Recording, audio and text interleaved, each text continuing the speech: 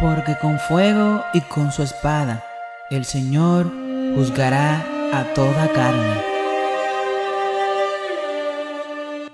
Esta mañana la gente en el sur de California está hablando de la sorpresa galáctica de anoche. Un aparente meteorito envió una bola de fuego a través del horizonte. Fue una bola de fuego sobre los cielos. Bueno, fue muy emocionante. Nos encanta una buena bola de fuego. Estaba en los cielos de Oregon. Nadie parece saber que es todavía. Un meteorito se ha desintegrado en este espectacular estallido de llamas entre Melbourne y Adelaide. Empecé a caminar de esta manera. Por aquí, escuché un gran boom y miré hacia arriba y todo era una bola de fuego. Espectacular visión de una bola de fuego verde que cruzó el cielo en el norte de Australia Occidental. Los expertos están investigando después de que anoche aparecieran varias bolas de fuego sobre San Diego. Un enorme destello cruzó el cielo nocturno en la última hora. La NASA dice que creen que fue un asteroide de 10 pies de diámetro. En estos últimos días, el egoísmo y el temor se han convertido en el motivo principal del corazón de los hombres, pero esto no es una sorpresa.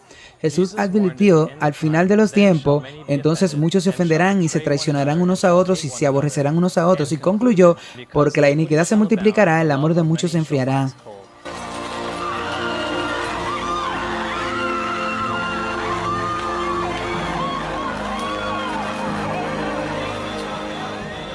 Antes de su fatídico día, Jesús posó sus ojos sobre la ciudad de Jerusalén, y mirando hacia el futuro, Jesús lloró angustiado por la ciudad condenada. Pero él no pudo librarla. Él había agotado todos los recursos, pero ellos rechazaron la advertencia del Espíritu de Dios. Israel había rechazado el único medio que podía ayudarlo. No había otro poder por el cual pudieran ser liberados. La nación judía era un símbolo del pueblo de todas las épocas que desprecian las súplicas del amor infinito. Las lágrimas de Cristo cuando lloró por Jerusalén fueron por los pecados de todos los tiempos. En los juicios pronunciados sobre Israel, aquellos que rechazan la reprensión y las advertencias del Espíritu Santo de Dios pueden leer su propia condenación. Jerusalén fue un símbolo de todas las ciudades de la tierra hasta el fin de los tiempos, y sobre esta ciudad condenada Jesús lloró. Pero él no solo lloró por Jerusalén, sino por las ciudades de la tierra hasta el siglo XXI, que también sufrirán el justo juicio de Dios, quien no permitirá que el dolor y el sufrimiento causados por el pecado plaguen su creación para siempre. En amor, Dios ha puesto un límite al sufrimiento, y la copa de la iniquidad de este mundo está casi llena. Como con Jerusalén, he aquí advertencia tras advertencias han sido enviadas a la gente de la tierra. Y ahora una advertencia de Dios ha salido a la luz recientemente. Implica un juicio muy serio y solemne que caerá sobre las ciudades del mundo. También revela algunas cosas muy específicas sobre la forma en que las personas responderán a este juicio cuando suceda. Si bien esta advertencia específica de este evento en particular se escribió hace casi 120 años, recién ahora han salido a la luz nuevas declaraciones sobre este evento que revelan la ubicación. Antes de esto, nadie sabía dónde caería este juicio en particular. El Señor desea que esta advertencia se publique en el extranjero, porque seguramente el Señor Dios no hará nada sin revelarlo a sus siervos los profetas. Si bien no es una nueva revelación que Dios juzgará a las ciudades de la tierra, lo nuevo es que esta advertencia de 117 años contiene el nombre de la primera ciudad afectada. En este video quiero compartir contigo cuáles son estas advertencias y cuál es la fuente de estas advertencias y por qué recién ahora se dan a conocer y cuál será la respuesta a estos juicios. Finalmente quiero compartir contigo instrucciones a seguir para evitar estos juicios que han de caer sobre las ciudades. Muy pronto, el Señor suplicará a los habitantes de la tierra en el lenguaje que no podrán dejar de entender. Por fuego y por espada, el Señor suplicará a toda carne. En cada época se le da a los hombres luz y privilegio, tiempo de gracia para que puedan reconciliarse con Dios. Pero hay un límite a esta gracia. La misericordia puede suplicar durante un año sin ser menospreciada y rechazada, pero llega un momento en que la misericordia hace su último grito.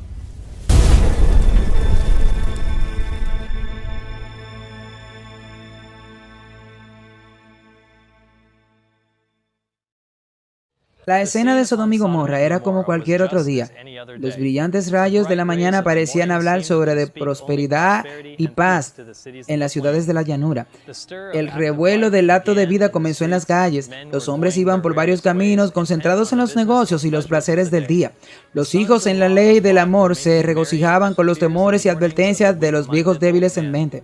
De repente e inesperadamente, como lo sería en el repique de un trueno en un cielo sin nubes, la tempestad se desató. El Señor hizo llover fuego y azufre del cielo sobre las ciudades y las llanuras fructíferas, sus palacios y templos costosos, y viviendas y jardines y viñedos, y las alegres multitudes en busca de placeres, que solo la noche anterior ellos habían insultado a los mensajeros del cielo.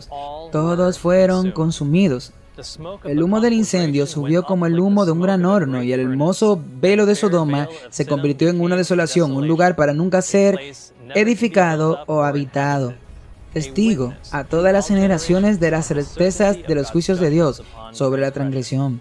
Las llamas que consumían las ciudades del llano derramaban su luz de advertencia en el pueblo, incluso en nuestro tiempo. Se nos enseña la terrible y solemne lección de que mientras la misericordia de Dios acompaña al transgresor, hay un límite más allá del cual los hombres no pueden continuar pecando. Cuando se alcance ese límite, entonces se retirarán las ofertas de misericordia y comenzará la administración del juicio.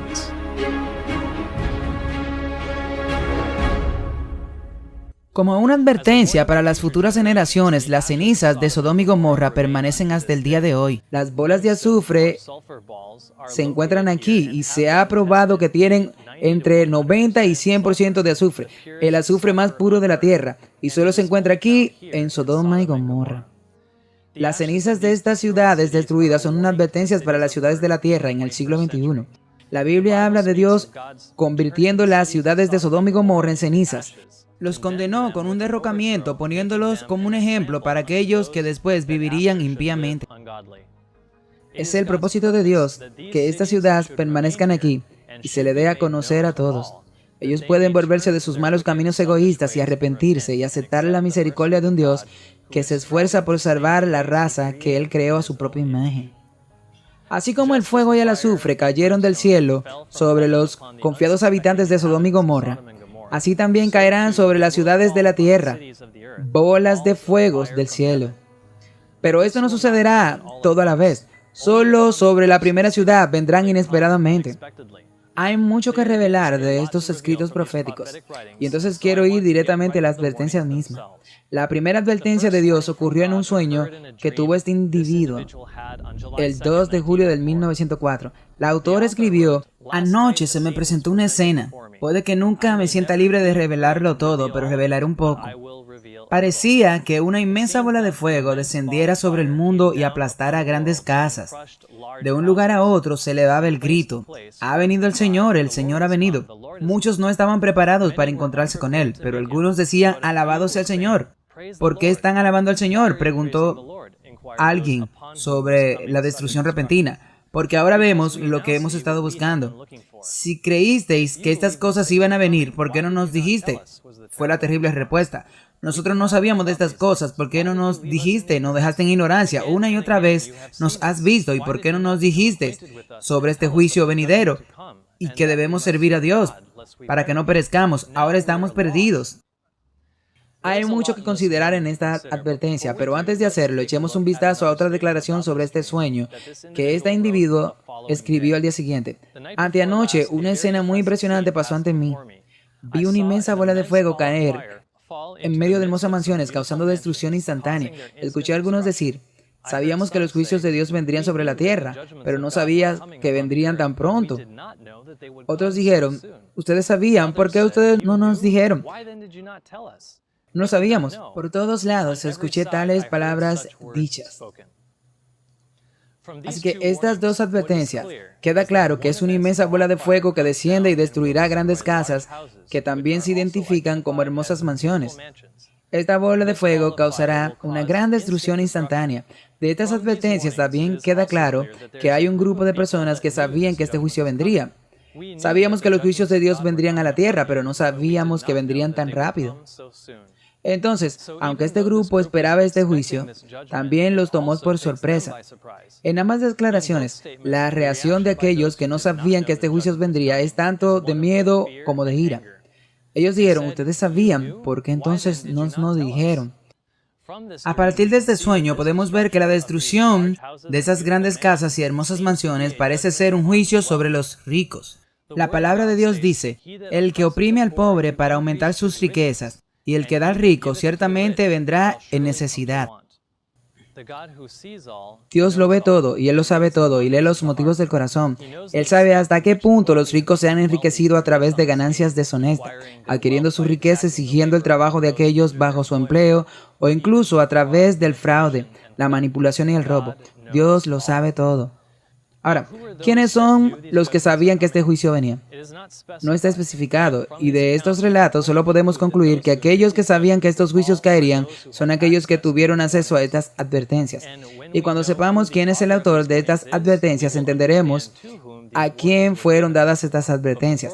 Pero antes de hablar del autor, quiero compartirle con ustedes que durante 111 años, quienes tuvieron acceso a estos escritos desde 1904 solo tuvieron acceso a estas dos declaraciones. No fue sino hasta el año 2015 que se pusieron a disposición del público 4 o más declaraciones sobre este sueño. Y estas declaraciones adicionales dan mucha más información, incluido el nombre de la primera ciudad que se verá afectada por estos juicios. Pero primero, quiero brindarle un poco de contexto sobre el autor, y luego parte de la información adicional revelada tendrá mucho más sentido.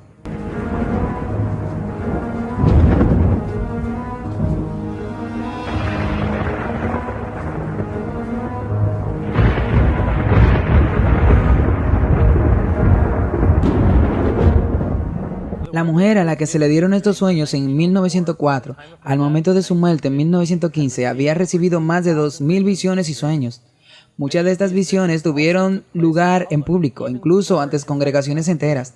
Escribió más de 5.000 artículos para periódicos y 40 libros. Es la autora femenina más traducida de la historia y la autora estadounidense más traducida de la historia. Sus escritos incluyen miles de páginas sobre la salud y la fisiología del cuerpo humano, tal como lo fue revelado por el Creador. En los últimos 115 años que han pasado, desde el momento de su muerte, la ciencia ha confirmado muchas de sus percepciones divinamente reveladas y aún tiene que descubrir aún más. En un relato de una visión del libro Prophet of Destiny, leemos en un momento en que esta mujer fue llevada en visión mientras estaba en público ante la congregación. Ellos escribieron sobresaltados, los testigos oculares. La audiencia se tensó lentamente. James White se levantó de su silla y muy silenciosamente caminó hacia su esposa. Y mientras su rostro adoptaba una expresión de intensa concentración, con los ojos mirando sin parpadear a la distancia que él enfrentaba a la congregación, ella estaba en visión. Mi esposa estaba en visión, susurró silenciosamente a la audiencia. Consciente del hecho de que se dirigía hacia varias personas, explicó con reverencia cómo, desde que tenía 17 años, su esposa a menudo entraba en visión y que cada vez que esto sucedía, ella estaba completamente separada de su entorno. Él afirma que su respiración cesó mientras estaba en esta condición y hizo que muchos de ellos avanzaran y se aglomeraran a su alrededor. Trae un espejo, James pidió en voz baja, y mientras lo sostenía cerca de su boca, cuidadosamente señaló la ausencia total de condensación en el vidrio y demostraba que su respiración se había detenido. Se hizo una segunda prueba, esta vez con una vela encendida sostenida a solo pulgada de su nariz y boca. Pero ni una ráfaga de aire en movimiento perturbó la tranquilidad de la llama. Durante 2 horas permaneció en visión, a veces moviéndose, otras veces simplemente de pie, mirando, escuchando, observando con sus ojos espirituales lo que le fue revelado. Luego vino su primera respiración profunda, que siempre significó el comienzo de su regreso a la conciencia. Otra la siguió, y luego otra. Ligeramente desconcertada, miró los rostros ansiosos a su alrededor. Y cuando el recuerdo de su visión se hizo claro, se dio cuenta que una vez más de que ella había estado tomada en la suprema confianza. Durante otra visión que ocurrió el 12 de enero del 1861, el Dr. Brown, un médico, fue invitado a examinarla. El relato dice, un testigo presencial de este examen relató posteriormente lo sucedido. Antes de haber completado la mitad de su examen, se puso pálido como un muerto y se estremeció como una hoja de álamo y tembló. El anciano White dijo, ¿el doctor informará su condición? Él respondió, ella no respira. Y rápidamente se dirigió a la puerta. Los que estaban en la puerta, que sabían de su jactancia, dijeron, vuelva y haga como usted dijo. Saque a esa mujer de la visión. Con gran agitación, él agarró el pomo de la puerta, pero no se le permitió abrirla hasta que los que estaban cerca de la puerta preguntaron, doctor, ¿qué es lo que tiene? Él respondió, solo Dios sabe, déjenme salir de esta casa. Durante este tiempo, el corazón y el pulso continúan latiendo, los ojos siempre están abiertos y parecen estar mirando algún objeto lejano. Y nunca están fijos en ninguna persona o cosa en la habitación. Siempre están dirigidos hacia arriba. La luz más brillante puede acercarse repentinamente a sus ojos y nunca hay el más mínimo guiño o posibilidad de expresión. Y por ese motivo, ya a veces pasan horas e incluso días después de que sale de esta condición antes de que recobre su vista natural. Que un profeta no debe respirar o incluso parpadear es consistente con la experiencia de un profeta bíblico. Daniel escribió sobre su experiencia diciendo, no me quedó fuerza, ni me quedó respiro en mí. En Números 24, leemos el momento cuando el Espíritu de Dios cayó sobre Balaán, y él describió cayendo en un trance, teniendo los ojos abiertos. No faltan los escépticos, pero estos están más de un siglo alejados de la época de estos sueños y visiones. Pero incluso aquellos que vivían en su día, que tuvieron la oportunidad de examinarla, no pudieron explicar su experiencia o condición mientras estaba en visión. Esta mujer no era ajena a la predicción de los juicios de Dios sobre las ciudades. Ella escribió mientras estaba en Loma Linda, California, el 16 de abril de 1906. Allí pasó ante mí una representación maravillosa. Durante una visión de la noche, me paré en una eminencia desde la cual podía ver casas que se estremecían como un junco al viento. Grandes y pequeños edificios caían al suelo. Los lugares de recreo, los teatros, los hoteles y las casas de los ricos fueron sacudidos y destrozados. Muchas vidas fueron borradas de la existencia y el aire se llenó de los gritos de los heridos y aterrorizados. 2 días después de esta visión, San Francisco experimentó lo que se conoció como el Gran Terremoto de San Francisco del 1906.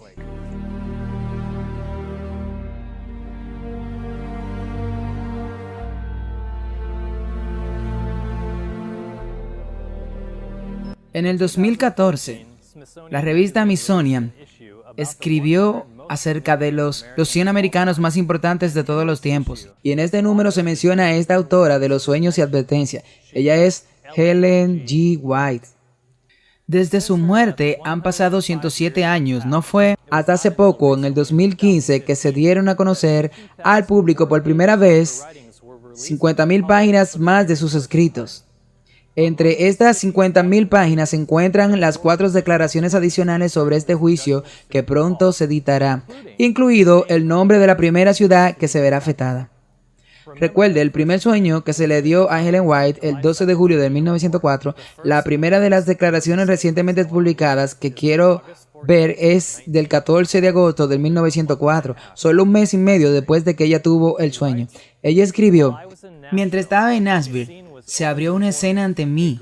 Una gran bola de fuego parecía caer del cielo, y de ella salían destellos de luz. Cuando estos destellos de luz golpeaban un edificio, el edificio se quemaba como yesca, y luego escuché a alguien decir, sabía que esto vendría.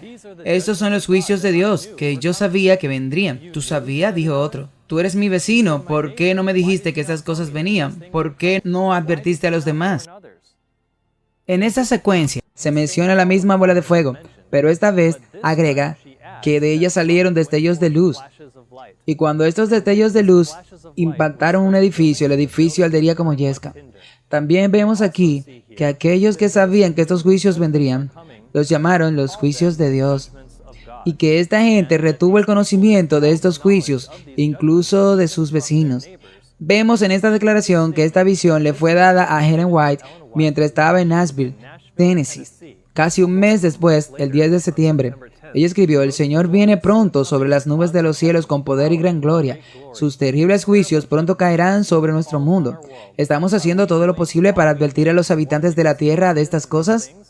Mientras estaba en el sur, hace unos meses, tuve un sueño muy impresionante. Me pareció ver una gran bola de fuego que venía del cielo, y golpeaba la tierra.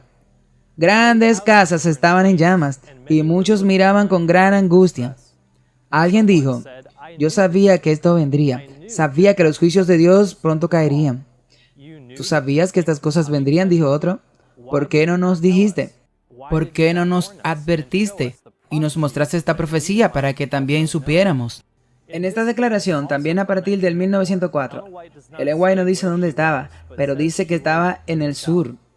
Nuevamente vemos la mención de una gran bola de fuego del cielo y que las grandes casas estaban en llamas. Nuevamente se da el relato de los que dijeron, sabíamos que los juicios de Dios iban a caer pronto, y aquellos que respondieron, ¿por qué no nos dijeron? La mejor declaración recién publicada que quiero ver es del 21 de enero del 1905. Ella escribe, cuando yo estaba en Nashville, había estado hablando con la gente y en la visión de la noche había una inmensa bola de fuego que vino directamente del cielo y se instaló en Nashville. De la bola salían llamas como flechas, las casas se consumían, las casas se tambaleaban y caían. Algunos de los nuestros estaban parados allí. Es tal como esperábamos, dijeron. Esperábamos esto. Otros se retorcían las manos en agonía y clamaban a Dios por misericordia. Ustedes sabían esto, dijeron. Ustedes sabían que esto venían y nunca dijeron una palabra para advertirnos. Parecían como si fueran casi despedazarlos al pensar que nunca les habían dicho ni les habían dado ninguna advertencia. A partir de este relato de su sueño, la ubicación del juicio es inequívoca. Ella escribió que esta inmensa bola de fuego se sentó en Nashville.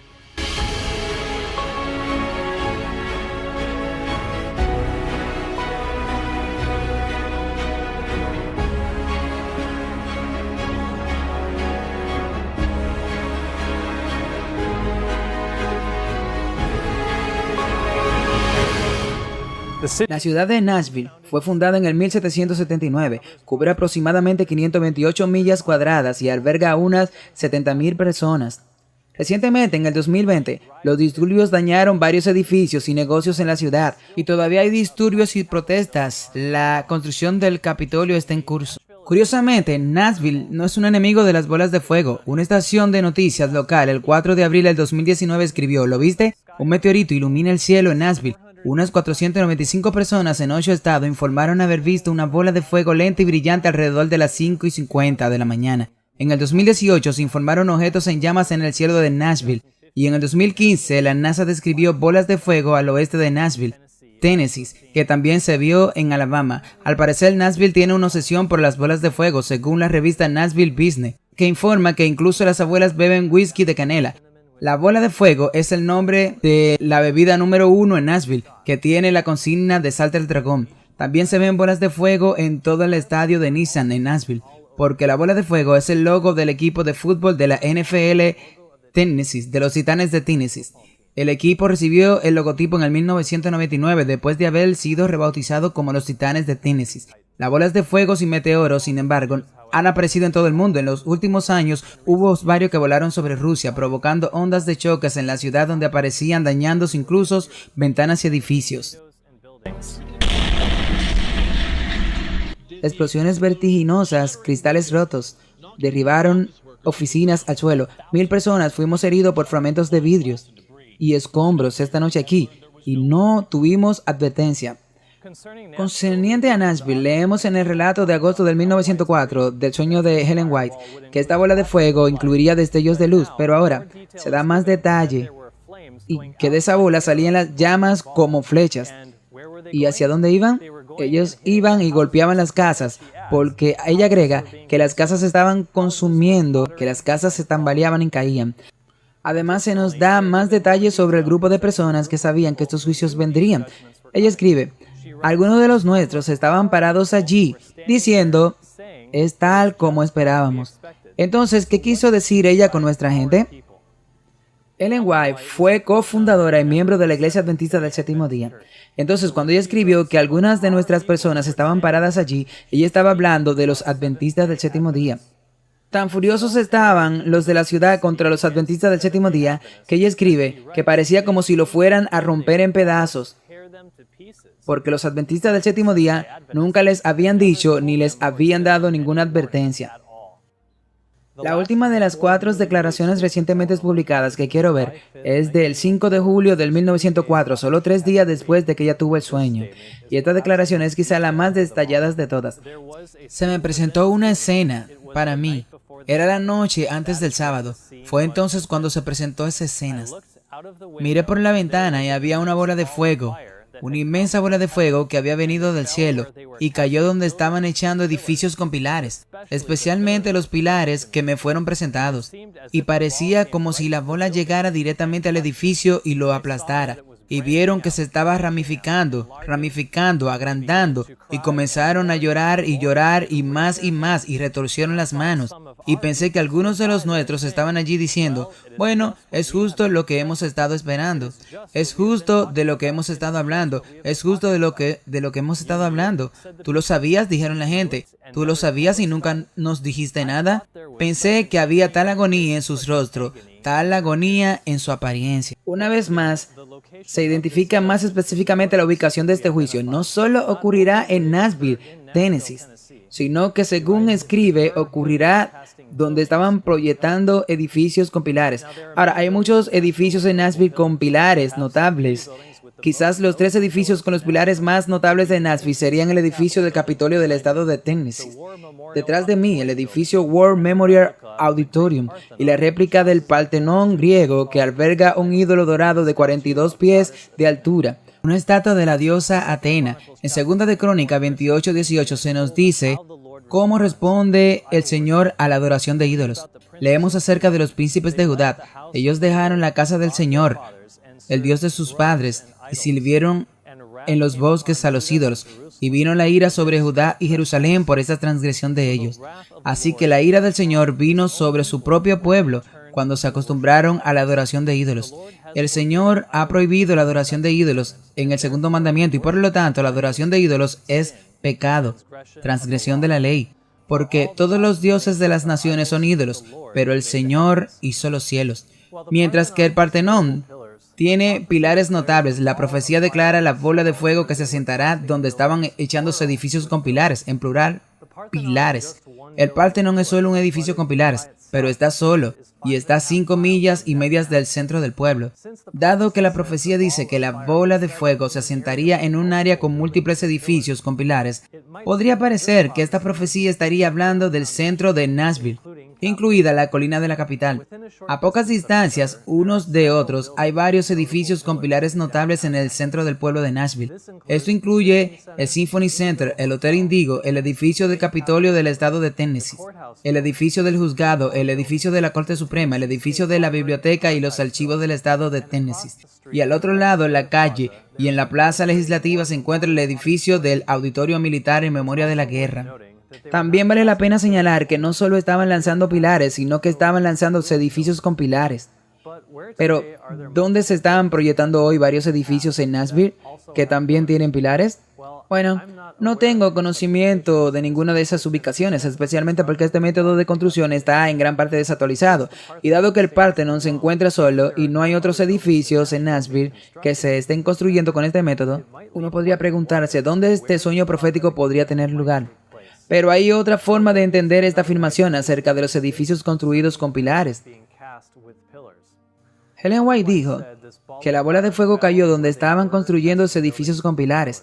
Si ponemos énfasis en la palabra estaban, implica que debemos entender esa declaración en tiempo pasado, lo que significa que en el futuro esta bola de fuego caerá donde estaba en el pasado, donde estaban esos edificios con pilares. La razón por la que encuentro que este entendimiento es el más interesante es porque nos obliga a mirar hacia el pasado para encontrar algunas respuestas sobre las ubicaciones de este juicio futuro. Y la réplica griega del edificio del Partenón en Nashville tiene una historia muy interesante. En 1897 se llevó a cabo en Nashville la Exposición Internacional y del Centenario de Tennessee. Este evento celebró el 100 aniversario de la entrada de Tennessee en la Unión en 1796. El evento se retrasó un año debido a un problema financiero y al estado inacabado de algunas atracciones. El evento de 1897 duró 6 meses y en preparación para este evento se erigieron varios edificios temporales en un área de 200 acres. Algunas de estas 35 estructuras principales durante la exposición incluyeron el edificio de mujeres, el edificio del gobierno, el edificio de la terminal, el edificio de minerales y civiculturas, el edificio de historia, el edificio de la educación, el edificio de comercio, el edificio de niños y por supuesto la réplica del Partenón griego que se incluyó debido a la reputación de Nashville en 1897 de ser el Atenas del sur. Debido a que estos edificios eran solo temporales, se construyeron con tramas de ladrillos y yesos. En cuanto al Partenón, las réplicas en yeso de los mármoles del Partenón que se encuentran en la sala del tesoro, la sala oeste de la sala principal, son vaciados directos de las esculturas originales que adornaban los frontones del Partenón ateniense que datan del año 438 a.C. La arquitectura griega clásica, en particular los pilares, se vieron en casi todas las estructuras en la exposición del centenario en Nashville. Entonces, ¿por qué el Partenón está solo hoy? Hace 123 años, había muchos otros edificios alrededor del Partenón, hechos con yesos y adornados con muchos pilares. Recuerden que cuando Ellen White recibió este sueño, ella estaba en Nashville en 1904, solo 7 años después de este evento, por lo que parece tener más sentido que fue a la luz de este evento reciente que había ocurrido en 1897, que ella escribió que había una bola de fuego inmensa que había venido del cielo y cayó donde estaban echando un edificio con pilares, que es donde se estaban colocando edificios con pilares en 1897. Hay otro más, pero la pista que identifica la ubicación de este juicio es en el edificio del Partenón en Centennial Park, justo después de que Elena de White escribió que esta bola de fuego cayó donde los edificios se derrumbaban en plural. Ella dice la misma bola de fuego en la siguiente oración, que la bola vino directo al edificio y lo aplastó. Entonces, ¿por qué al describir el lugar donde cae la bola de fuego, escribiría que se trataba de varios edificios en una oración y de un solo edificio en la siguiente? En este caso particular tiene sentido si entendemos que en un momento en el pasado hubo varios edificios en este lugar, pero actualmente solo hay uno, el Partenón. Por lo tanto, cuando ella escribe sobre esta bola de fuego, la bola vino directamente al edificio y lo aplastó. Ella solo podría haberse referido al Partenón, que es la única de las estructuras durante la exposición que todavía está en pie hoy. Y con respecto a esta bola de fuego, vuelve a escribir, vieron que se ramificaba, agrandaba, y eso es claro con los fogonazos y llamas saliendo como flechas, que destruyen las casonas y otros edificios que cuando golpean luego queman como yesca. Para recapitular y obtener una visión general de lo que está sucediendo, vemos que esta inmensa bola de fuego viene descendiendo del cielo y se instala en Nashville. En particular, cayó donde estaban echando edificios con pilares. De esta inmensa bola de fuego salían llamas como flechas y con destellos de luz que golpeaban un edificio y el edificio ardía como yesca. La bola de fuego se vio ramificándose y ampliándose y de ella salían llamas como flechas, consumiendo casas grandes y hermosas mansiones que serían destruidas al verse tambaleándose y cayendo. Esta es toda la información a la que tenemos acceso sobre el juicio que vendrá sobre Nashville. Pero este evento es solo el primero de muchas ciudades que sufrirán el mismo destino. En un escrito del 2 de septiembre de 1902, Ellen White escribió, la ira de Dios vendrá sobre todas las ciudades, sobre las viviendas, sobre los grandes edificios, tan repentinamente que aquellos que tengan la más mínima insinuación no tendrán seguridad en perder el tiempo. Deben huir de inmediato. Estamos viviendo en medio de los peligros de los últimos días. La ira de Dios se está preparando para venir sobre todas las ciudades, no todas a la vez, sino una tras otra.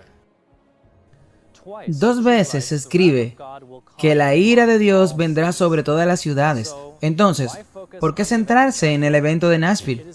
Es porque Nashville debe ser una advertencia para todas las ciudades de la tierra. Después de escribir que estos juicios vendrán uno tras otro, ella agrega, y si el terrible castigo en una ciudad no hace que los habitantes de otras ciudades tengan miedo y busquen el arrepentimiento, llegará su hora. Cuando el Señor se levante para hacer temblar la tierra, y no cesará hasta que termine su obra de castigo, Además, también tiene sentido que este juicio caiga donde hoy se encuentra el ídolo pagano más grande en suelo americano. Dentro del Partenón de Nashville, junto a la estatua de Atena, hay una placa que describe a Atena y dice: en la mitología griega, Atena es la diosa de la sabiduría y el arte útil y la protectora de las ciudades. Es lógico, por lo tanto, que si Atena, la protectora de las ciudades, es destruida, debe ser una advertencia para las otras ciudades de la tierra de que sus ídolos no pueden librarlas de un Dios justo y santo. La ira de Dios ha de venir sobre todas las ciudades, y parece bastante claro que la razón por la cual este sueño se enfoca en Nashville es porque Nashville es la primera ciudad en sufrir este juicio que eventualmente vendrá sobre todas las ciudades. Esto es evidente porque el hecho de que ambos grupos de personas en este sueño fueron sorprendidos por el evento, los adventistas del séptimo día se sorprendieron, pero se les vio diciendo: alabado sea el Señor. El otro grupo entonces responde: ¿por qué están alabando al Señor? Y la respuesta que dan es: porque ahora vemos lo que hemos estado buscando. Pero a pesar de que los que estaban buscando, vemos en el relato del 3 de julio de este sueño que también dijeron: pero no sabíamos que vendrían tan pronto. Aquellos sobre quienes la destrucción está cayendo también dijeron: nosotros no sabíamos estas cosas. Así que si los juicios de Dios hubieran estado cayendo sobre estas ciudades antes de Nashville, no sería una sorpresa, ni para los adventistas del séptimo día, ni para los demás en Nashville. Pero es porque este evento en Nashville es una sorpresa para ambas partes que podemos saber que Nashville es la primera ciudad de miles de ciudades alrededor del mundo en recibir estos juicios, haciendo del evento en Nashville una advertencia para el resto del mundo. Y es por eso que Ellen White dice que si los terribles castigos en una ciudad no hace que los habitantes de otras ciudades tengan miedo y busquen arrepentirse, llegará la hora. El juicio sobre Nashville es la primera advertencia para el resto de las ciudades del mundo.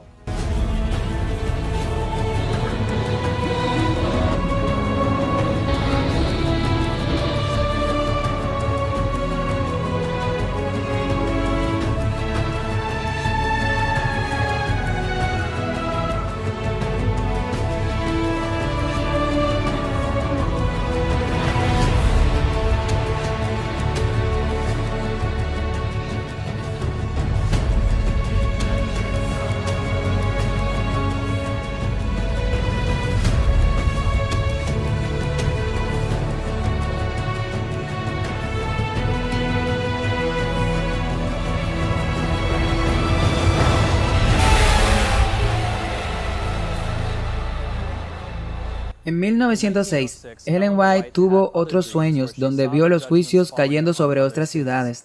El 23 de agosto de 1906, ella escribió: en la noche pensé que yo estaba en una habitación, pero no en mi propia casa, estaba en una ciudad donde no conocía y escuché explosión tras explosiones.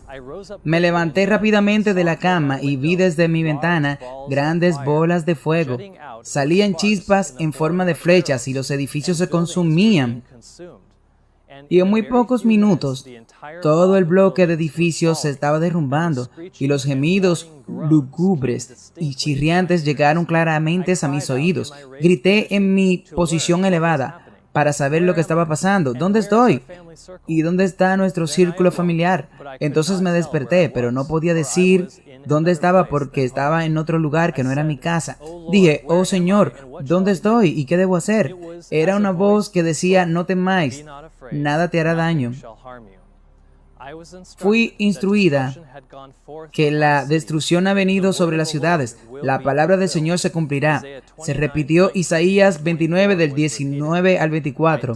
No me atrevía a moverme sin saber dónde estaba. Clamé al Señor. ¿Qué significa? Estas representaciones de destrucción se repetían. ¿Dónde estoy? En escenas he representado lo que será, pero advierte a mi pueblo que deje de poner su confianza en hombres que no son obedientes a mis advertencias y que desprecian mi reprensión, porque el día del Señor está justo sobre el mundo, cuando la evidencia será segura. Aquellos que han seguido las voces que pondrían las cosas patas arriba, ellos mismos serán puestos donde no pueden ver, pero serán como ciegos. Estas palabras me fueron dadas de Isaías 30. Ve ahora, escríbela delante de ellos en una tabla y anótala en un libro, porque es para lo tiempo venidero, eternamente y para siempre. Este es un pueblo rebelde, mentiroso, hijos mentirosos que no oyen la ley del Señor, que dicen a los videntes, no ves nada, y a los profetas, no me profetices cosas rectas, háblanos cosas nuevas, cosas suaves, profetiza engaños. La razón que dio el Señor por los juicios sobre las ciudades era que estaban confiando en los hombres que no fueron obedientes a la advertencia del Señor.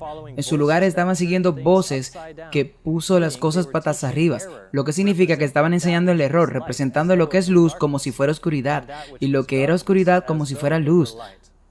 Al hacer esto, estaban asegurando a un pueblo en rebelión contra el Señor, apartándolos de su ley. Isaías escribió, a la ley y al testimonio, si no dijeren conforme a estas palabras es porque no hay luz en ellos. Hoy, todo el mundo cristiano ha dejado de lado la ley de Dios, diciendo que fue clavada en la cruz y que ya no es vinculante, diciendo que el día de reposo, que ha de ser recordado y santificado según el cuarto mandamiento, fue trasladado al primer día de la semana, aunque Dios prometió que nunca cambiaría sus mandamientos, diciendo, mi pacto no romperé, ni alteraré lo que ha salido de mis labios. El caso es que la iglesia cristiana hizo el cambio desde el séptimo día al primer día de la semana. ¿Cuándo es tu sábado? Te lo digo, no importa el día de la semana. Jesús literalmente eliminó el sábado. Te tomas tu sábado. La Biblia dice esto muchas veces en el Nuevo Testamento. ¿En qué día adoren? ¿Qué día tú tomes tu día libre? Es tu día de descanso, tu día de recreo. No importa el día, solo tiene que hacerlo cada semana. No importa el día, te lo digo, no importa el día de la semana. Así como borró el sistema de sacrificios, Él borró el sistema del sábado.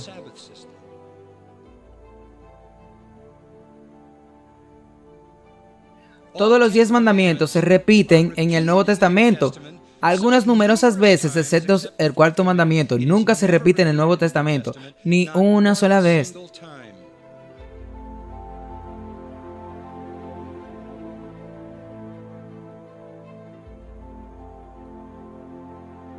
Bajo el antiguo sistema tenían un día a la semana que necesitaban descansar.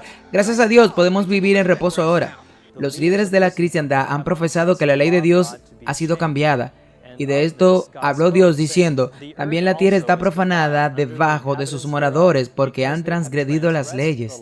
Ellos cambiaron la ordenanza. Ellos rompieron el pacto sempiterno. Ellos enseñan las doctrinas monstruosas que Dios se complace en torturar a las almas en un infierno eternamente ardiente para siempre y que los muertos están conscientes. Veo gente muerta. Aunque la Biblia dice que los muertos no saben nada y no hay trabajo, ni conocimiento, ni sabiduría en el sepulcro a donde van. Ellos enseñan error tras el error y no saben nada del verdadero cristianismo. Se visten como el mundo, actúan como el mundo, comen como el mundo y adoran como el mundo, porque son del mundo. Por eso el Señor pronuncia que estos cuerpos religiosos son hijas de Babilonia, porque están perdidas en la confusión y por lo tanto se da la advertencia, salid de ella, pueblo mío, para que no seáis partícipes de sus pecados y que no recibáis de sus plagas. Muy pronto el llamado a abandonar los sistemas religiosos apóstatas será dado en poder. Y con respecto a este tiempo, Elena de White escribe, el espíritu y el poder de Dios se derramará sobre sus hijos. En ese momento, muchos se separarán de aquellas iglesias en las que el amor de este mundo ha suplantado el amor a Dios y a su palabra. Muchos, tantos ministros como de personas, aceptarán con gusto estas grandes verdades que Dios ha hecho proclamar en este tiempo, para preparar un pueblo para la segunda venida del Señor. Pasa, no te asustes, en serio. Los libros de Harry Potter han atraído a millones de fans.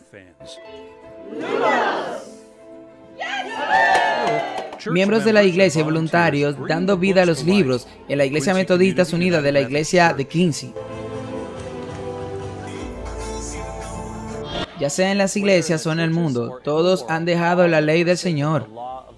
Es como en los días de Noé, y todo hombre y mujer busca gratificar sin restricciones los dictados satánicos de sus propios impulsos egoístas. Es por eso que la hermana White vio que los edificios estaban siendo consumidos y en muy pocos minutos todo el bloque de edificios estaba cayendo. Ella también escribió: vi todo el cielo iluminado. Había bolas que parecían fuego cayendo, y estas bolas parecían llenas de flechas, y donde quiera que golpeaban, habían grandes calamidades. Las casas fueron incendiadas, y ningún esfuerzo humano pudo extinguir la llama. La tierra tembló, y las casas se derrumbaron con estruendo. Unos días después, el 26 de agosto de 1906, ella escribe: el viernes pasado por la mañana, justo antes de despertarme, vi una escena muy impresionante que se presentó a mí. Me pareció despertar del sueño, pero no estaba en mi casa. Desde las ventanas pude contemplar un terrible incendio. Grandes bolas de fuego caían sobre las casas, y de estas bolas, flechas de fuego volaban en todas direcciones. Era imposible controlar los fuegos que se encendían, y muchos lugares estaban siendo destruidos. El terror de la gente era indescriptible, porque el Señor tiene una controversia con los habitantes de la tierra, porque no hay verdad, ni misericordia, ni conocimiento de Dios en la tierra. Maldiciendo y mintiendo, y matando y robando y cometiendo adulterio, se rompen y la sangre toca la sangre, por tanto se enlutará la tierra y desfallecerán todo aquel en que ella habite.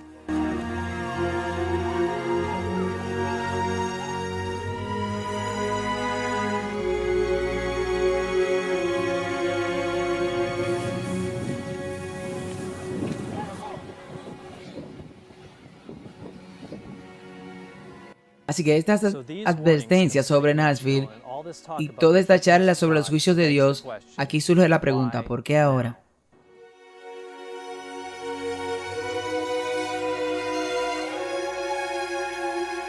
Si estas advertencias se escribieron a principios del siglo XX, ¿por qué recién ahora esta información sobre Nashville está empezando a estar disponible? En resumen, las advertencias sobre Nashville recién ahora están viendo la luz del día, porque antes del 2015 nadie, ni siquiera los adventistas del séptimo día, sabían que estas advertencias apuntaban a Nashville como el lugar donde comenzarían estos juicios.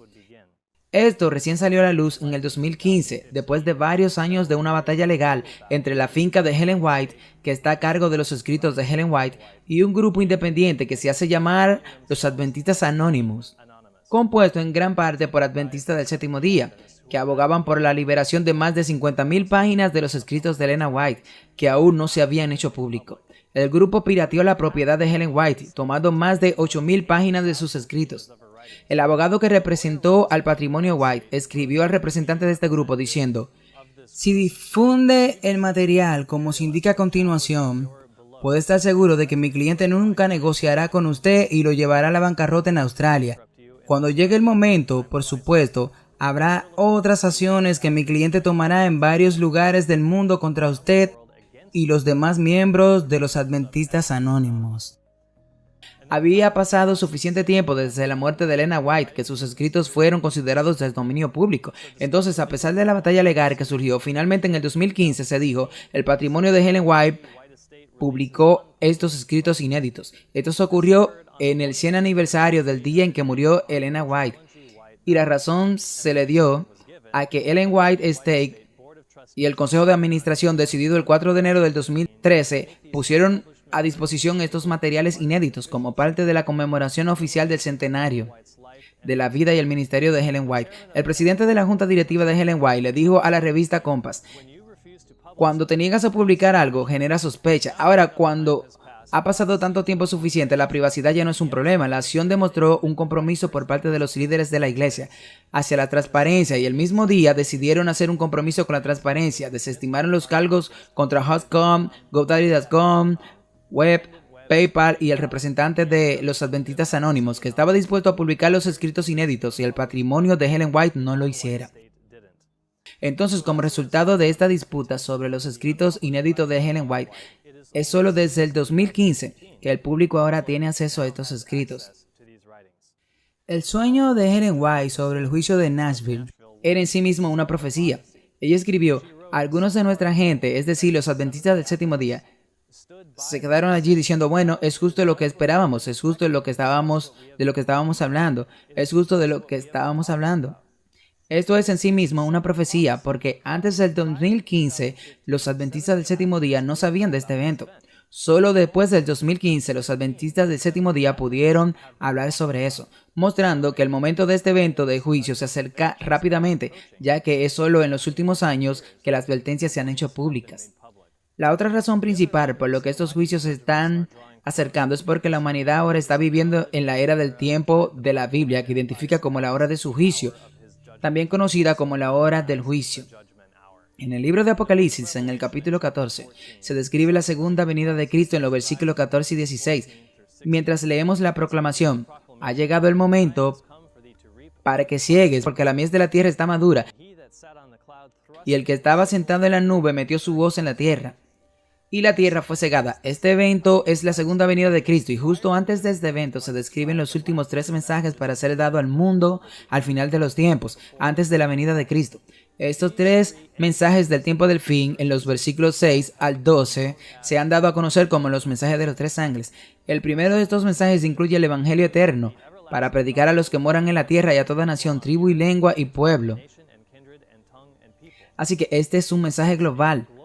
Luego el mensaje continúa con 3 comandos específicos, diciendo en alta voz, temed a Dios y dadle la gloria, porque la hora de su juicio ha llegado. Y adorad a aquel que hizo el cielo y la tierra, el mar y las fuentes de las aguas. Se da el mandamiento de temer a Dios, porque el mundo no le teme, no lo respetan ni lo conocen. Se da la orden de darle gloria, que es representar su carácter desinteresado y amoroso ante el mundo. Y el tercer mandamiento es adorarlo. No adorando a cualquier Dios, sino específicamente el que hizo el cielo y la tierra, el mar y las fuentes de las aguas. Este mandamiento de adorar al Creador es levantando el cuarto mandamiento, ahí en el Éxodo, que dice, porque en 6 días el Señor hizo los cielos y la tierra, el mar y todas las cosas que hay en ellos, y descansó el séptimo día. Por tanto, el Señor bendijo el día de reposo y lo santificó. Aquí está el mensaje del primer ángel. Es una proclamación mundial, llamando al mundo a la adoración del Creador, recordando el día de reposo para santificarlo. Y este mensaje debe ser proclamado en un tiempo especial, y ese tiempo es cuando ha llegado la hora de su juicio. Piensa en la historia de Noé, porque Noé vivió durante la hora del juicio en su día. Durante 120 años proclamó que el juicio vendría y que la puerta de la misericordia en el arca estaba a punto de cerrarse, una representación de la puerta de la misericordia que se cerrará sobre la raza humana al final de los tiempos. El periodo de 120 años donde Dios, a través de Noé, rogó a los habitantes de la tierra que aceptaran la oferta de misericordia, mientras advertía de un juicio global por venir. Era una hora de juicio. Era el momento justo antes de la ejecución de la sentencia, cuando se dio el último mensaje de misericordia. Y este es un símbolo del tiempo en el que ahora estamos viviendo. Por eso Jesús dijo, como en los días de Noé, así será también la venida del Hijo del Hombre. Pero, ¿cuándo comenzarán los días de Noé para el fin de los tiempos? ¿Cuándo estaremos en la hora del juicio y veremos este mensaje de los últimos tiempos salir al mundo?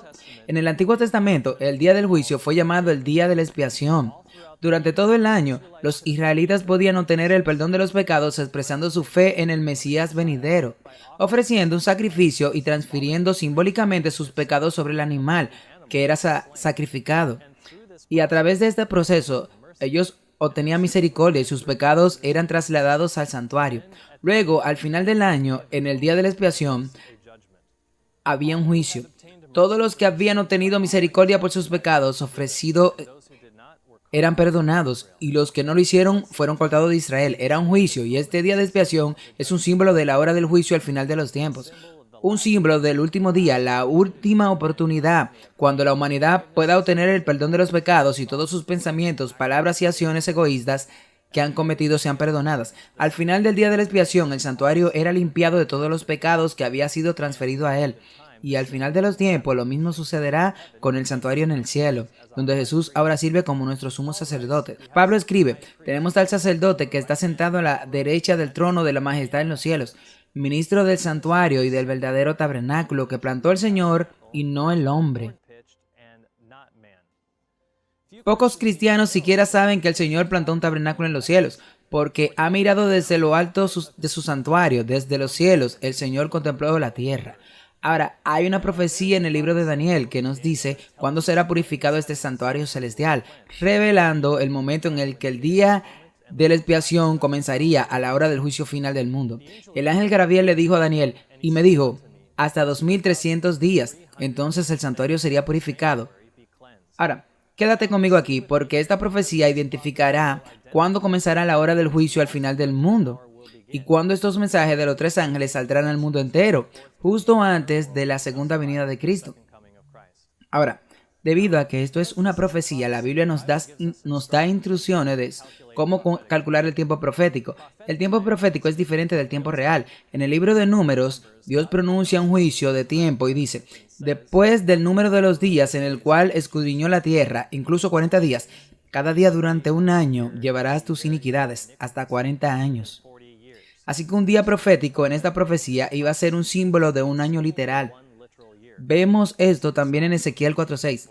Tú llevarás la iniquidad de la casa de Judá 40 días. He señalado cada día durante un año. Así que esta profecía de 2300 días sería un símbolo durante 2300 años.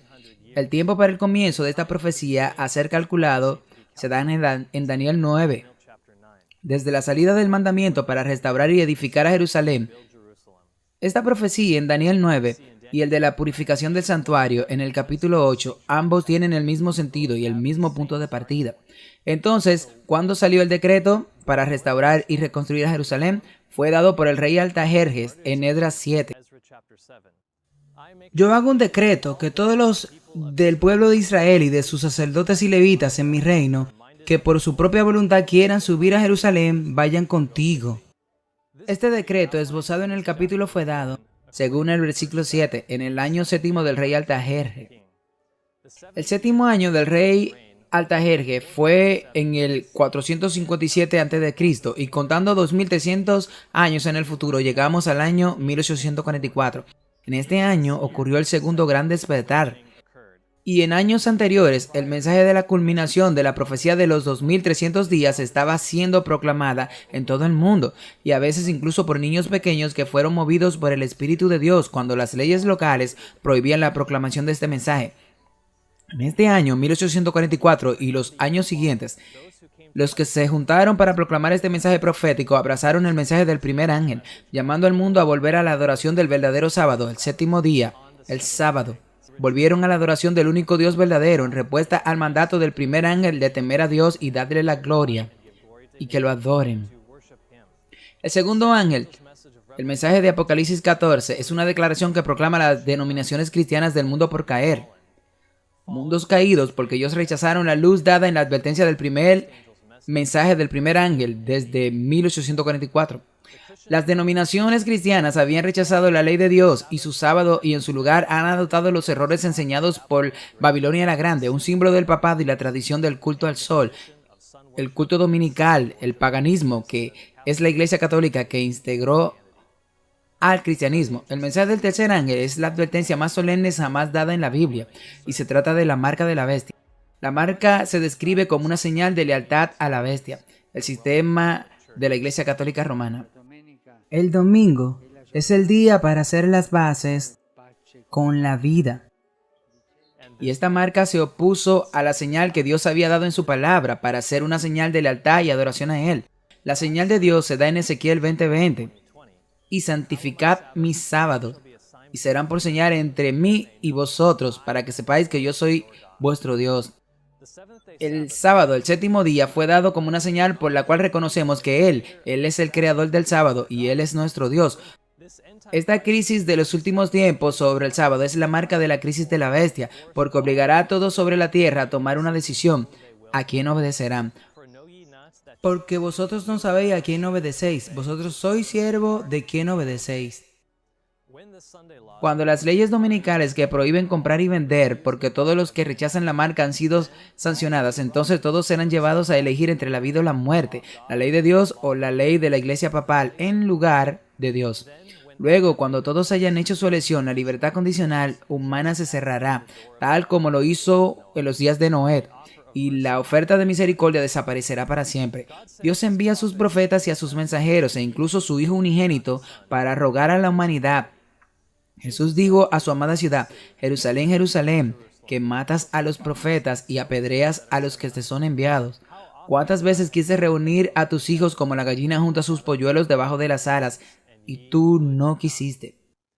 Dios quiere salvar a tantos como sea posible, pero siendo un Dios de amor, no hará nada en contra de tu voluntad. Siendo a la vez misericordioso y justo, dice: no hay más Dios fuera de mí, un Dios justo y salvador, no hay nadie fuera de mí. Y él dice: y me buscaréis y me encontraréis, cuando me buscaréis de todo vuestro corazón, y seré hallado de vosotros, dice el Señor. El llamado a temer y a adorar a Dios, quien creó los cielos y la tierra y el mar, al recordar su sábado, el séptimo día de la semana, y el llamado a dejar las denominaciones cristianas caídas que han bebido del vino y de la falsa doctrina de la Iglesia del Papa, y la advertencia sobre las crisis de la marca de la bestia que pondrá a prueba a toda la humanidad sobre la ley de Dios en cuanto al mandamiento del sábado. Estos son los mensajes de los tres ángeles que han estado saliendo desde el 1844. Así que la hora del juicio de los últimos días no viene. Ya ha comenzado. Se nos dice la larga paciencia de Dios esperando en los días de Noé. Él esperó 120 años antes de cerrar la puerta del arca. Pero hoy hemos estado viviendo en la hora del juicio durante más de 178 años, lo que prueba que la paciencia de Dios y el sufrimiento con nosotros ha sido más grande que lo que fue con el tiempo del diluvio, y que estamos viviendo en los últimos momentos de la historia de esta tierra. Entonces, ¿por qué estos mensajes sobre Nashville y el mensaje de los tres ángeles son enviados hoy? Ellos no podrían haber salido antes del 1844. Pero desde entonces los mensajes de los tres ángeles han estado saliendo. Pero los mensajes sobre Nashville no podría haber salido antes del 2015. Porque antes de ese tiempo, nadie sabía qué ciudad escribían estos sueños. En el sueño sobre Nashville, solo es tan interesante como estos detalles sobre el juicio venidero, que esta es la respuesta a esta sentencia. En el sueño se nos dice cómo responderá la gente a este juicio. En el relato del 2 de julio, el día después del sueño, Ellen White escribió: de un par a otro se elevaba el clamor: el Señor ha venido, el Señor ha venido. Aunque este evento no es la segunda venida de Cristo, algunos percibirán que lo es, o culminará con la venida de Cristo. Aún más interesante es la conclusión a la que llegan, diciendo: ahora estamos perdidos. Muchos responderán a este juicio sobre Nashville como si estuvieran perdidos y no pudieran ser salvados, y que su oportunidad de ser salvo había pasado. Pero hay buenas noticias. Este juicio no significa que estén perdidos. El mensaje del tercer ángel en Apocalipsis 14 advierte sobre los que reciben la marca de la bestia y dice: este beberá del vino de la ira de Dios, que es derramada sin mezcla de misericordia en la copa de su indignación. La ira de Dios se define en Apocalipsis 15:1. Y vi otra señal en el cielo, grande y maravillosa, y 7 ángeles que tenían las 7 últimas plagas, porque en ellos se consumía la ira de Dios. Los que reciben la marca de la bestia recibirán la ira de Dios, que aquí se define como las 7 postreras plagas. Las 7 últimas plagas serán el juicio final que el mundo reciba, y será sin mezcla de misericordia, es decir, las 7 últimas plagas habrá juicio sin misericordia. La oportunidad de ser salvo y recibir la misericordia de Dios habrá cerrado. Entonces se derramarán las 7 postreras plagas. Las 7 últimas plagas serían equivalente al diluvio en los días de Noé. Cuando caigan las 7 últimas plagas, no hay más oportunidad para el arrepentimiento. Si bien muchos pueden considerar la destrucción de Nashville y pueden llegar a pensar que están perdidos, este no es el caso. Conocemos la oportunidad de arrepentirnos y recibir la misericordia de Dios y ser salvo. Todavía todo eso está disponible, porque cuando Ellen White estaba hablando de estos juicios sobre las ciudades, ella dijo: si el castigo terrible en una ciudad no causa a los habitantes de otra ciudad tener miedo y buscar el arrepentimiento, llegará su hora. Por lo tanto, porque todavía hay oportunidad, se debe buscar el arrepentimiento. Incluso cuando las bolas de fuego se están cayendo, podemos saber que no se perderán, pero sabemos que lo serán si no se arrepienten y abrazan los mensajes de amonestación y misericordia dados en los mensajes de los 3 ángeles. Las bolas de fuego que caen sobre las ciudades son los juicios destructivos de Dios en misericordia.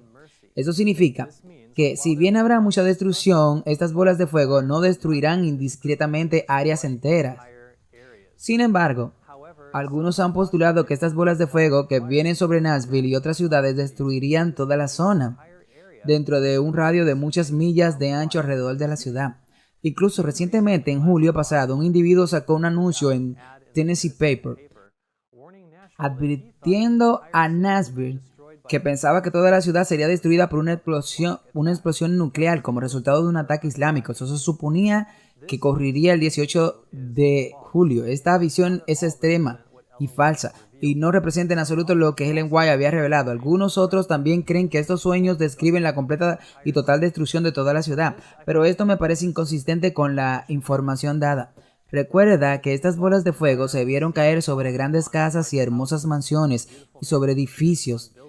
Estas descripciones muy específicas de esta estructura no tendrían ningún sentido si toda la ciudad y el área que rodea la ciudad fuera destruida indiscriminadamente. Con estos juicios, el objeto de Dios no es destruir al hombre o destruir toda la ciudad, sino salvar al hombre, y en particular los pocos que se arrepientan al ver que estas cosas sucedan. Ellen White escribe: hay muchos que todavía no han oído la verdad probatoria para este tiempo. Hay muchos con quienes el Espíritu de Dios está luchando. El momento de los juicios destructivos de Dios es el tiempo de la misericordia para aquellos que no han tenido la oportunidad para aprender lo que es la verdad. El Señor los mirará con ternura. Su corazón de misericordia es tocado. Su mano todavía está extendida para salvar, mientras que la puerta está cerrada para aquellos que no quieren entrar. Volviendo al 2005, fui muy engañado sobre las cosas religiosas y espirituales. Yo fui criado y crecí católico, pero cuando acepté a Jesucristo en sustitución de mis pecados egoístas, yo realmente quería entender el libro de Apocalipsis, pero estaba muy confundido. Pero Dios no me dejó ahí. Mientras me esforzaba con mucha oración y estudio para entender estas cosas, encontré un hermoso pasaje de la hermana White que ilustra mi propia experiencia. Ella escribió: pero nadie está hecho para sufrir la ira de Dios hasta que la verdad haya sido traída a casa, a su mente y conciencia, y haya sido rechazada. Hay muchos que no han tenido la oportunidad de escuchar las verdades especiales para este tiempo. La obligación del cuarto mandamiento nunca se les ha presentado en su verdadera luz. El que lee cada corazón y prueba cada motivo no dejará a nadie que desee el conocimiento de la verdad ser engañado en cuanto a los asuntos de la controversia. El decreto no debe instar al pueblo a ciegas. Todos deben tener suficiente luz para tomar su decisión inteligentemente. Qué hermoso y amoroso y misericordioso es el Señor, que no dejará a ninguno que desee el conocimiento de la verdad que sea engañado. Y este es el propósito de la crisis de la marca de la bestia. Es llamar la atención del mundo entero a la ley de Dios y al sábado, y para agitar y dar a conocer estos temas de salvación, para que todos los que deseen conocer la verdad puedan tener la oportunidad de entenderla y aceptarla.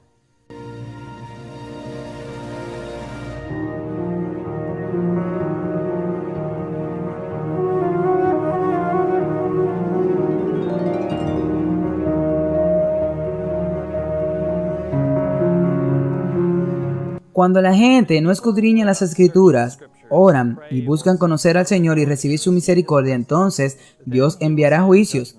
Pero incluso estos están en la misericordia de ser una llamada de atención para aquellos que presten atención sinceramente sus oídos a la verdad que prueba para este tiempo, como se nos da en los mensajes de los tres ángeles. Ellen White escribe: hay una línea más allá de la cual no pueden pasar. Se acerca el tiempo en que habrán llegado al límite prescrito. Incluso ahora casi han excedido los límites de la longanimidad de Dios, los límites de su gracia, los límites de su misericordia. El Señor se interpondrá para vindicar su propio honor, para liberar a su pueblo y para reprimir las hinchazones de la injusticia. Sabemos que la Biblia dice que Dios es amor, pero llega un punto en que hasta el amor exige justicia. Es el propósito de Dios poner fin al pecado, pero no al pecador. Dios anhela separar al pecador de sus pecados, que el individuo pueda ser salvo. Pero esto requiere arrepentimiento. Solo el Evangelio de Cristo puede liberarlo de la condenación o la contaminación del pecado. Debe ejercitar el arrepentimiento hacia Dios, cuya ley ha sido transgredida, y la fe en Cristo, su sacrificio expiatorio. Así obtiene la remisión de los pecados pasados y se hace partícipe de la naturaleza divina. Es hijo de Dios, habiendo recibido el espíritu de adopción, por lo que clama, Abba, Padre. En cuanto a estos juicios que vendrán sobre las ciudades, Ellen White también dio consejos prácticos diciendo, fuera de las ciudades, fuera de las ciudades. Ese es el mensaje que el Señor me ha estado dando. Vendrán los terremotos, vendrán las inundaciones, y no nos estableceremos en las ciudades inicuas. El Señor desea que tengamos clara vista espiritual. Debemos hacer planes sabios para advertir a las ciudades y a la vez vivir donde podamos escudar a nuestros hijos y a nosotros mismos de la contaminación desmoralizadora y influencia tan frecuentes en estos lugares. Ante el flagelo desbordante vendrán los moradores de la tierra. El Señor llama a todos los que son verdaderamente israelitas para prepararse para este evento. A sus padres les envía el aviso: lloren y reúnan a sus hijos en sus propias casas, apartadlos de los que no hacen caso a los mandamientos de Dios, que enseñan y practican el mal. Salgan de las ciudades lo más rápido posible. Esta advertencia fue dada hace más de un siglo, y si era urgente para ese entonces, ahora cuánto más lo es ahora, cuando bolas de fuego se están a punto de caer sobre las ciudades. El coronavirus y los disturbios han revelado claramente a todos los que tienen ojo para ver los peligrosos que será vivir en las ciudades. Sin embargo, estos ni siquiera se comparan con las cosas que vendrán. Váyanse al campo, pídanle al Señor el perdón de todos sus pecados egoístas. Pídale que entre a su corazón y pídale que te ayude a tener las ganas y el poder de apartarse del pecado. Aquellos que elijan permanecer desleales deberán ser visitados en misericordia con juicios, para que, si es posible, puedan ser despertados a una realización de la pecaminosidad de su conducta. Estos juicios y otros vendrán por la proliferación desenfrenada del pecado y la injusticia. Isaías dijo, el juicio se ha vuelto hacia atrás y la justicia está lejos, porque la verdad ha caído en la calle y la equidad no puede entrar. Es importante saber lo que es el pecado para que sepamos de qué apartarnos. La mayoría de los cristianos tienen solo una vaga noción del pecado, llamándolo algo malo o malvado. Pero el pecado, la misma cosa por la cual Dios ha traído juicio a la tierra y por la cual Cristo murió, no tiene una definición arbitraria o definida. Primera de Juan 3:4 nos dice, el pecado es infracción de la ley. ¿Qué es la ley? La Biblia dice, el amor es el cumplimiento de la ley. La ley son los 10 mandamientos, el estándar moral de Dios, del bien y el mal, y el amor, que es el principio, que es el fundamento de cada mandamiento, que está en el desinterés. La palabra griega para amor en Romanos es la palabra ágape, que es un amor benévolo y altruista. En 1 Corintios 13 leemos que el amor no busca lo suyo. El amor es desinteresado. Este es el principio de toda la ley. Por tanto, puesto que el pecado es transgresión de esta ley de desinterés, esto significa que toda transgresión de esta ley tiene en su raíz una manifestación del principio del egoísmo. El egoísmo se manifiesta en deseos, lujurias y también en el miedo y la autoconservación. El egoísmo es la raíz de todo pecado. Cualquier pensamiento albergado, cualquier palabra pronunciada, cualquier acto realizado por un motivo egoísta es pecado. Pero Dios es amor, y porque es a la vez misericordioso y justo, no permitirá el egoísmo y el dolor y el sufrimiento y la muerte que trae para contaminar la tierra para siempre. Debe llegar a su fin esto. Ellen White escribió, el amor supremo de Dios y el amor desinteresado por los unos a los otros. Este es el mejor regalo que nuestro Padre Celestial puede otorgar. Este amor no es un impulso, sino un principio divino, un poder permanente. El corazón no consagrado no puede originarlo ni producirlo. Solo en el corazón donde reina Jesús se encuentra. Lo amamos a Él porque Él nos amó primero. En el corazón renovado por la gracia divina, el amor es el principio recto de la acción. Modifica el carácter, gobierna los impulsos, controla las pasiones y ennoblece los afectos. Este amor, acariciado en el alma, endulza la vida y derrama una influencia refinadora en todo alrededor. La demostración más pura que el mundo haya presenciado se testificó en la vida de Cristo. El Señor está suplicando a todos que se vuelvan de sus pecados, de su egoísmo, y reciban el sacrificio de Cristo para el perdón de sus pecados. Entonces Jesús mismo vendrá y hará morada en vuestros corazones y mentes a través de su Espíritu omnipresente. Pero esto nunca lo hará sin tu consentimiento. Jesús es representado en el libro de Apocalipsis, llamando a la puerta. Él dice, he aquí yo estoy a la puerta y llamo. Si alguno oye mi voz y abre la puerta, entraré a él y cenaré con él y él conmigo. A Nashville y las ciudades del mundo repito las palabras del Señor. Con todo esto no se aparta su ira, pero su mano aún está extendida. Buscad al Señor mientras pueda ser hallado, llamadlo en cuanto está cerca. Que el impío abandone su camino y el hombre inicuo sus pensamientos, y vuélvase al Señor, y Él tendrá misericordia de él, porque Él será amplio en perdonar. La mensajera de Dios que recibió el sueño de Nashville concluyó, los juicios de Dios pronto vendrán sobre todas nuestras ciudades y deseo que todos estemos preparados.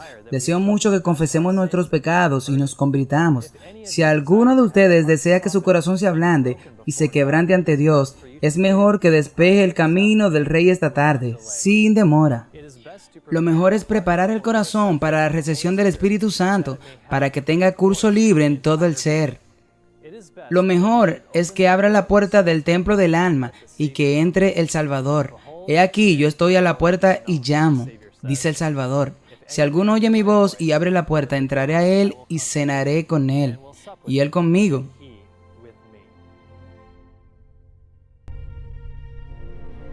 Arrepentíos, Nashville, y las ciudades de la tierra, no sea que el Señor os suplique por medio de bolas de fuego. Ármate con las verdades de los pilares de la fe dadas a los pioneros de la Iglesia Adventista del Séptimo Día.